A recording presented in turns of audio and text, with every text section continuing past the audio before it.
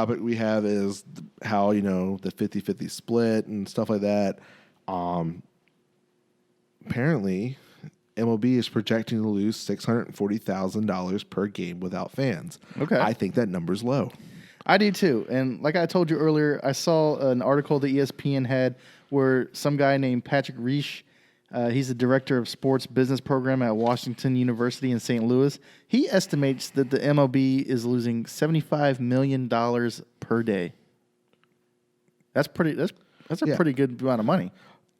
How I broke it down, I remember they made almost $11 billion last year. Okay. If people are saying 40% is from fans going to games, well, if you do that math, you're talking $4 billion if it's a full season.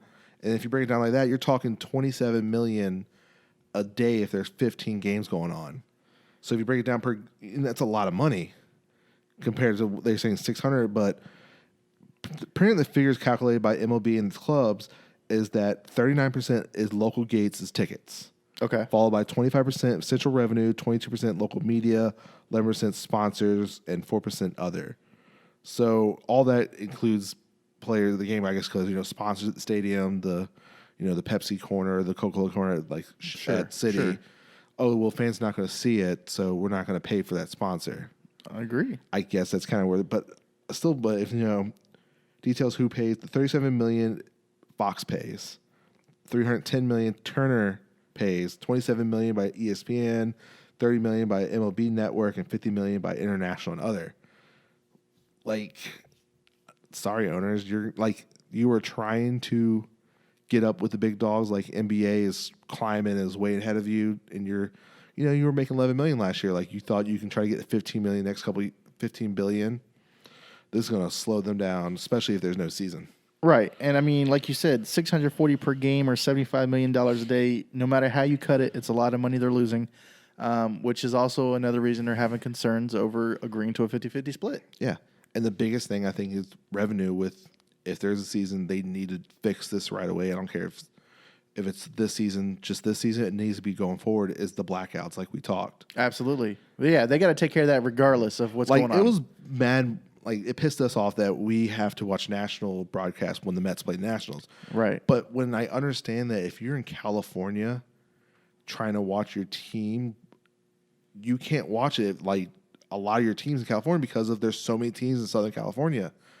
Like Vegas, you can't watch the Dodgers because it's in that area. I'm like, that's ridiculous. Right. And also, like you said, a lot of people, let's get, for example, if we're watching the Nationals play here, and let's say that you're a cable cutter and you only have internet. Well, you can't even watch your team because of blackout restrictions because they're showing it on local TV. So, like I said, they just need to go ahead and get rid of that and let everybody watch. I mean, we're in the 21st century. Come on, guys. Let them watch whatever they want. Yeah. I don't think there's blackout restrictions in NFL games. They got the red zone. They got this and that. I mean, I don't know. Only one is like if I switch and if I have the DirecTV NFL package, if I'm switching to games and it's the Redskins because it is local, that's only one. Because makes you go to Fox to watch it instead of like all the other channels. But you can still find it, but then I don't know how the app works. Then all of the major league sports teams and sports people they just need to go ahead and stop the blackout restrictions in general. I think they're going to have to because, like I said, if they, especially baseball, if they want the younger crowd to come back to baseball, watch. A lot of people are cutting the cord, like you said.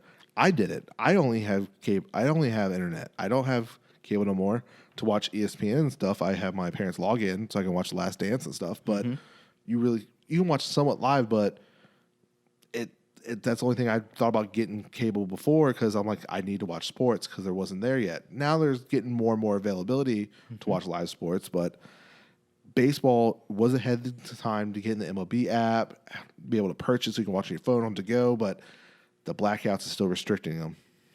All right.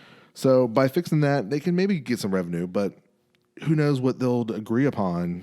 Like we said, they have 2 weeks max if they want to start in July, if that. And even so, it's not looking like it's going to be a positive outcome. So we're crossing our fingers. Hope we'll get some baseball this season. But at the end of the day, I'm not holding my breath too hard right now because at least we have the KBO for now. Yeah.